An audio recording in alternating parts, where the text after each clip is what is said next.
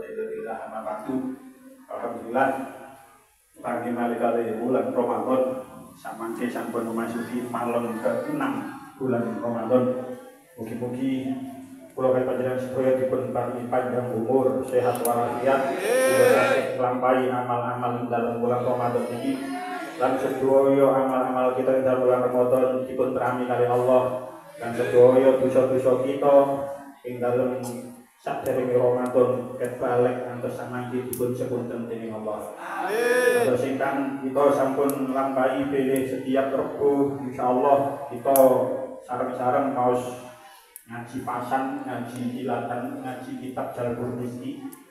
Terus setelah ngaos terus tarawih dipun rangkum napa keterangan ingkang kita waos ingkang kita ngajeni sonten wau.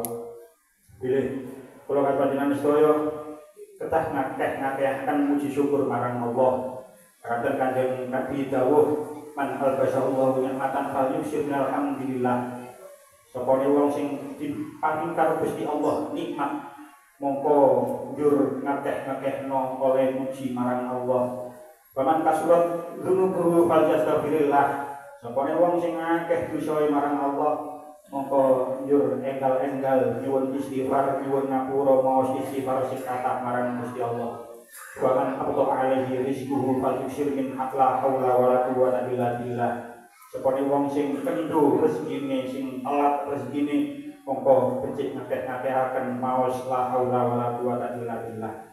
Ing dalem bulan Ramadan iki kita sampun diparingi Gusti Allah panjang umur sehat walafiat. Monggo kula kali panjenengan kedah ngakeh-ngakehaken maos syukur muji alhamdulillah muji Gusti Allah karena sampun diparingi panjang umur sehat walafiat.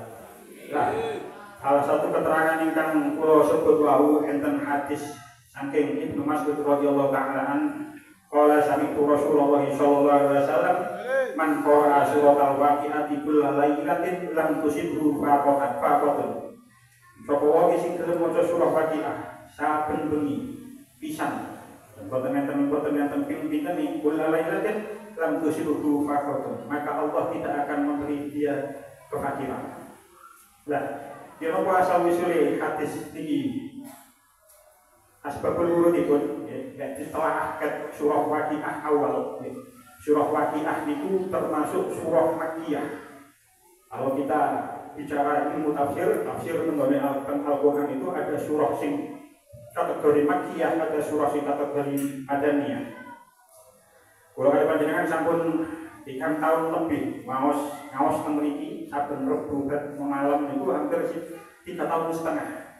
Ngaos surah Al-Baqarah dereng tutup-tutup asik teko ayat 176. Surah Al-Baqarah itu termasuk surah Madaniyah. Surah yang turun ketika Kanjeng Nabi sudah hijrah. Nah, surah Waqiah itu termasuk kategori surah Makkiyah. Surah yang ketika Kanjeng Nabi tasik dereng hijrah, tasik tenggoni Mekah. Nah, periode ketika teng Mekah, Kanjeng Nabi mengalami kesulitan yang luar biasa. Sebab saat itu kaum Quraisy tenggoni Mekah itu mereka itu kaya-kaya, mereka itu sugi-sugi, ekonominya mapan, menguasai ekonomi saat itu ketika berada di Mekah. Lalu Islam turun tenggoni Mekah, Kanjeng Nabi diutus tenggoni Mekah. Itu Kanjeng Nabi ketika diutus dados Rasul, awal-awal dakwah itu sangat sulit. Sehingga ketika mendapatkan pengikut-pengikut orang-orang yang baru masuk Islam, orang-orang yang masuk Islam itu sahabat-sahabat yang baru masuk Islam itu mengalami penghinaan baik secara fisik ataupun psikis. Terus sahabat Bilal itu disiksa secara fisik. Tapi tidak hanya fisik saja, banyak sahabat itu yang masuk Islam itu diboikot oleh orang-orang kafir Quraisy, sehingga mengalami kesulitan ekonomi yang luar biasa. Lah, wong Quraisy itu duwe akeh rumangsa aman. Wong lek omongnya soal duwe akeh iku wis aman. Itu sejak dari dulu, apa saja bisa diselesaikan dengan uang. Ini bisa diselesaikan dengan uang. Ini sejak zaman dulu. Sejak zaman dulu seperti itu. Mereka punya harta banyak, mereka merasa aman. Lah, mereka bukan percaya kalau akhirat. Tak peduli surga, tak peduli neraka. Sementara sahabat semakin miskin, semakin berat. Akhirnya banyak di antara mereka dipecat dari pekerjaannya. Saat ini itu di PHK gara-gara masuk Islam. Terus di samping itu mereka juga diboikot.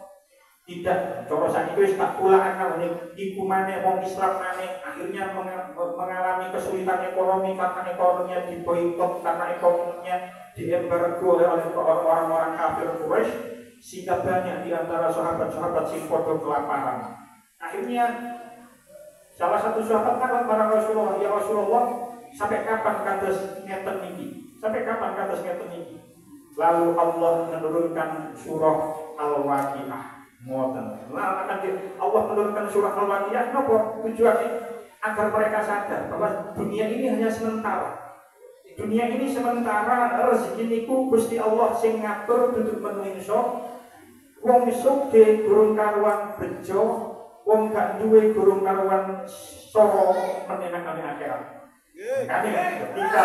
Ketika kaum Quraisy niku tambah suwe tambah tentang Kanjeng Nabi, tambah suwe orang-orang Quraisy niku mengejek Nabi. Endi jare kiamat? Kok gak kiamat-kiamat? Kok gak teko-teko kiamat itu? Endi bukti nilai kiamat? Nek pancen kiamat, aku meneng nang kiamat tetap sugih. Terus ngoten. Jadi orang-orang itu karena tidak percaya dengan adanya surga, tidak percaya dengan adanya neraka, mereka mempunyai keyakinan menilai kiamat, menilai hari akhir mereka tetap dalam keadaan kaya. Ternyata aku bakal sugih nang kono. Lalu Allah dawuh, "Idza